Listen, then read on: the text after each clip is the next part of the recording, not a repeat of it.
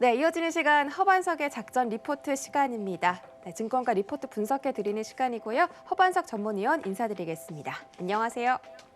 네, 안녕하세요. 네, 반갑습니다. 주말은 잘 보내셨나요? 네, 잘 보냈습니다. 네, 이제 부쩍 갑자기 좀 추워졌어요. 날씨가 좀 쌀쌀해졌는데 이렇게 쌀쌀한 날씨 계좌까지 좀 얼어붙으면 안 되잖아요. 저희의 계좌를 녹여줄 만한 그런 업종 찾고 있는데요. 오늘의 업종 바로 확인해 보도록 하겠습니다. 네, 오늘의 업종 리포트 바로 통신과 통신 장비였습니다. 사실 이 업종은 작년에 좀 많이 움직임이 있었던 그런 종목들인데 최근에는 사실 흐름이 거의 없다시피 할 정도로 시장에서는 각광을 받지 못하고 있습니다. 통신과 통신 장비 업종 오늘부터 좀 알아보도록 할 텐데요. 이 산업의 전망과 포인트부터 먼저 짚어주시죠. 네, 이번 주는 통신 그리고 통신 장비 업종을 말씀을 드리려고 합니다. 9월 24일자 IBK 투자증권 리포트와 10월 12일, 13일 신한금융투자에서 발간된 리포트를 중심으로 월요일이기 때문에 산업에 대한 이야기, 섹터에 대한 이야기를 좀 먼저 드리고자 합니다. 통신과 통신장비 업종의 키워드로 살펴보면요. 우호적인 사업 환경, 그리고 수익 개선, 주주 환원, 성장 동력, 이 네 가지로 키워드를 꼽아볼 수 있을 것 같습니다. 우호적인 사업 환경에 대해서 먼저 좀 말씀을 드려보면요. 5G가 이제 3년 차에 접어들게 됩니다. 5G 전체 가입자 비중은 23% 정도고요. 스마트폰 가입자 기준으로 5G를 사용하고 계신 분의 비율은 30%입니다. 서비스가 3년 차에 들어갔다라는 것은 스마트폰을 내가 새로 구입을 해서 3년 정도 쓰면 교체 주기에 다다르는 시기가 3년 정도다라고 보고 있는데요. 지금 4G 사용하고 계신 분들의 비중이 70% 수준인데 이 분들도 이제는 5G로의 단말기 교체 주기가 도래했다라고 보시면 앞으로 5G 가입자는 더 늘어날 것이다라고 볼 수 있을 것 같고요. 신규 스마트폰 모델들이 출시가 되고 있고요. 5G에 대한 네트워크 품질 개선이 되고 있고 컨텐츠들을 이용할 때에 5G 컨텐츠들이 더욱더 많아지고 있다라는 것들 여러 가지로 보았을 때에 5G 성장을 위한 주변 환경, 우호적 환경은 하나하나 맞춰지고 있다. 그리고 스마트폰 교체 주기를 생각했을 때에는 더할 나위 없이 5G 성장을 위한 시기가 다시 한번 도래했다라고 볼 수 있을 것 같습니다. 그리고 또 한 가지는 케이블 TV 인수합병이 이루어지고 있습니다. 다 완성이 되었는데요.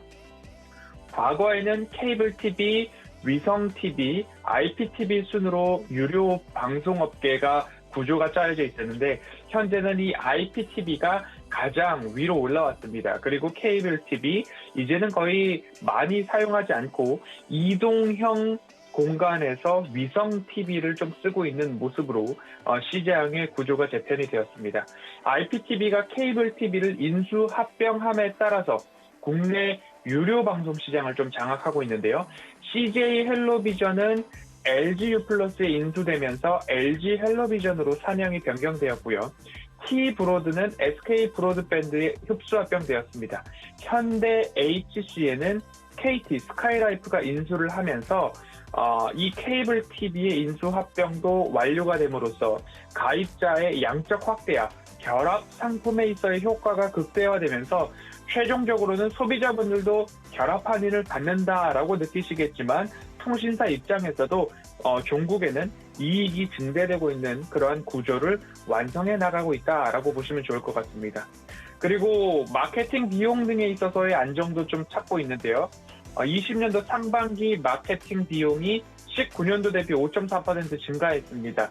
21년도 상반기 마케팅 비용은 3조 9천억 원 수준으로 전년 대비 3.6% 증가했습니다. 19년에서 20년도로 올 때의 마케팅 비용이 5.4% 증가였는데 상반기 기준으로 20년도 대비 21년도 상반기는 3.6% 증가했습니다. 그 이야기는 마케팅으로 쓰이는 비용이 줄어들고 있다. 비용 증가폭이 줄어들고 있다. 제도적으로도 그렇고요, 구조적으로도 그렇고 서로 경쟁에 있어서 마케팅으로 경쟁을 하는 시기는 조금 지났다. 그래서 비용의 안정화가 이루어지고 있다라고 보시면 좋을 것 같습니다. 지난주 이 스마트폰과 그리고 전자 부품 업종, IoT를 넘어선 AIoE를 말씀을 드렸고요. 자율주행까지도 좀 말씀을 드렸는데요. 이러한 것들을 현실화하기 위해서 없어서는 안 될 산업이 통신산업이다라고 말씀을 드리고 싶습니다. 플랫폼을 운영하기 위해서 통신망, 네트워크 서비스는 절대적으로 필요하다라는 말씀을 드리겠고요. 이렇게 제공받는 컨텐츠를 우리 몸에 비유한다면 혈액으로 비유를 해볼 수 있을 것 같고요. 이 컨텐츠가 몸의 곳곳, 산업의 곳곳, 시장의 곳곳으로 뿌려질 수 있는데 가장 중요한 것이 혈관이 될 텐데 이 혈관을 통신망에 비유를 해볼 수 있을 것 같습니다. 기존 통신사의 사업 영역이 초고속 인터넷을 공급하거나 네트워크를 관리하거나 해외에 나갔을 때의 로밍 서비스 같은 것들을 기존 통신망 사업자의 사업 영역이라면 앞으로는 이러한 전화 인터넷, 초고속 인터넷을 뛰어넘은 콜센터, 보안, 경비, 클라우드까지 확대가 되었다가 종국에는 자율주행, AI를 비롯한 로봇 서비스, 스마트 홈, 스마트 팩토리까지도 이어질 수 있다, 확대될 수 있다라는 부분이죠. 이를 공급할 수 있는 사업자는 국내에서는 통신 3사가 유일하다. 그렇기 때문에 국내 통신 3사에게는 우호적인 환경이 더욱더 확장되고 있다라는 말씀 드리겠습니다. 네, 5G 앞으로도 좀 유망한 종목이라고 업종이라고 생각이 들고요. 산업의 전망과 포인트에 대해서 짚어드렸습니다. 자, 하반기 모멘텀 체크리스트에 따라서 성장하는 사업입니다. 지금 5G 통신 장비, 통신 업종들 살펴보고 있는데 그만큼도 실적이 뒤따라줘야 이제 우리가 정말로 투자할 만한 그런 기업인지 판단이 서겠죠. 앞으로 어떻게 좀 실적이 흘러갈 것 같습니까? 네, 통신 업종의 3분기, 3사 합산 영업이익을 살펴보면요. 1조 원으로 전망이 되고 있는데요. 전년 동기 대비 15% 가까운 성장이 전망이 되고 있습니다. 3사 모두 전년 대비 성장이 되고 있고요. 이렇게 된다면 6개 분기 연속 전년 대비 성장세를 기록하게 됩니다. 월 평균 66만 명 규모의 5G 가입자 증가세를 보이고 있고요. 7월과 8월도 평균치 67만 명의 증가를 기록했다라고 합니다. 그런데 9월에 들어서는 갤럭시 폴더블 그리고 갤럭시 플립과 같은 신규 모델이 출시가 되었고요. 10월 아이폰 신규 모델 출시 영향에 따라서 7월, 8월, 9월, 10월까지도 이 증가세는 멈추지 않겠다라는 전망이 우세한 모습입니다. 3분기, 4분기 모두 5G 가입자 증가폭은 가팔라질 것으로 전망이 되고 있고요. 5G 가입자 수로 따져본다라고 한다면 3분기 81만 명, 4분기 85만 명으로 전망이 되고 있습니다. 가입자 증가 추이는 마케팅 경쟁이 심화되고 있지 않고 오히려 마케팅 비용은 증가폭이 줄어들고 있다라고 말씀을 드렸습니다. 가입자는 늘어나고 있고 비용에 대한 증가폭은 줄어들고 있기 때문에 곧 실적 개선으로 이어지는 포인트가 가입자 증가가 아닐까 예측이 되고 있습니다. 최근 오징어 게임을 비롯한 OTT, IPTV 서비스 호조에 따라서 수익성 개선은 물론이고 모멘텀 확대도 기대가 되고 있는 포인트입니다. 5G 침투율 높아지고 있고요. 영업이익률도 높아지고 있다라는 점들을 감안했을 때 실적에 있어서도 기대감이 여전하다라고 말씀드릴 수 있겠습니다. 네, 전년 동기 대비 15%가량이 예상된다고 하고 있고요. 또 통신 업종뿐만이 아니라 통신 장비도 이제는 주목을 받을 것 같다. 이렇게 좀 예견이 되고 있습니다. 통신 장비 업종은 투자 포인트를 어디에다가 두면 좋을까요?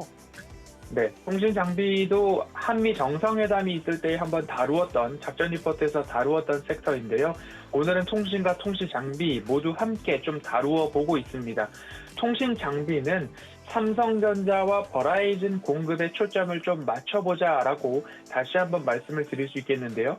3분기 삼성전자의 버라이즌 공급 동향을 살펴보면 9월과 9월 이전으로 나뉘어 볼 수 있다라고 볼 수 있습니다. 7월과 8월까지는 코로나 영향이 있다 하더라도 예상치에 부합하는 공급 수준을 유지했었으나 9월부터는 버라이즌의 오더가 주문이 대폭 감소했다라는 이야기가 나오고 있습니다. 그 이유는 미국의 인프라 투자 법안의 지연일 것 같습니다. 기존 계획보다 버라이즌의 주문 규모가 좀 감소했는데 그 중에서도 안테나와 필터 벤더들에 있어서의 매출의 추정치가 하향 조정되고 있다라는 이야기가 나오고 있습니다. 하지만 이것이 3분기를 피크 아웃으로 해서 꾸준하게 하향할 것인가에 대해서는 그렇지 않다라고 말씀을 드릴 수 있겠는데요. 그 이유는 정부 주도의 대규모 인프라 투자 프로젝트의 방향성입니다. 지금은 법안 처리에 있어서 조금 지연되고 있는 모습이지만 곧 진행될 것이라는 전망이 우세합니다. 오늘도 친환경 에너지 쪽으로의 비용을 조금 줄여서 법안 합의를 이끌겠다라는 이야기들이 보도되고 있는데요. 법안이 통과된다면 본격적인 투자 확대 다시 살아날 수 있다라고 보여지고요. 버라이즌의 오더 축소는 일시적인 현상으로 해석하는 게 우리가 바라보는 게 맞다라고 저도 동의하는 바입니다. 흔들림 없는 2022년까지도 좀 보시면 좋겠는데요. 미국의 인프라 투자 법안이 통과가 된다면 26년도까지 인프라에 650억 달러 규모의 예산이 집행될 예정입니다. 연내 이 법안이 통과되었을 경우 22년도부터 주요 통신사들의 뚜렷한 투자 확대가 전망이 되고 있는데요. 미국형 버라이즌뿐만 아니라 캐나다, 인도, 영국, 일본 등 공급도 본격화될 전망입니다. 그렇기 때문에 통신 장비 업종도 살펴보셔야 된다라고 말씀을 좀 드려야 될 것 같고요. 그러면 통신 장비 중에 어떤 기업을 보아야 하는가, 선별할 수 있는가, 그 선별 팁을 좀 말씀을 드리면 3분기, 4분기 매출액과 영업이익이 지속되는 기업들이 있을 거고요. 그 중에서도 턴어라운드를 기록할 것으로 전망되는 기업들을 한번 살펴보시면 좋겠고요. 22년도 미래성장 동력으로 모멘텀이 확인되는 기업들 보셔야 되겠고요. 고객사 내 시장 점유율, 그러니까 조금 더 구체적으로 삼성전자에 납품하고 있는 비율이 높은 기업들 위주로 보시는 게, 그리고 공급 경쟁력이 뚜렷하기 때문에 삼성전자 향 매출액과 공급량이 줄어들지 않고 있는 기업들, 결국엔 실체가 있는 기업들을 좀 보자라는 말씀을 드릴 수 있을 것 같습니다. 그러한 이야기를 종합해 보았을 때 RFHIC, RF머트리얼즈, 기가레인, 에이스테크, HFR을 신한금융투자 보고에서는 탑픽주로 좀 뽑고 있습니다. 오늘 통신과 통신 장비 업종을 보았는데요. 혈액을 온몸으로 운반을 해야 되는데 그 혈관이 있어야 혈액이 운반된다. 거기에 있어서 필수적인 게 통신 업종, 그리고 통신 장비 업종이다라는 말씀 드리면서요. 이번 주도 이 섹터 안에서 눈여겨볼 만한 기업들 찾아서 내일 아침 그리고 금요일 아침까지 작전 리포트로 찾아뵙도록 하겠습니다. 오늘 여기까지 살펴보겠습니다.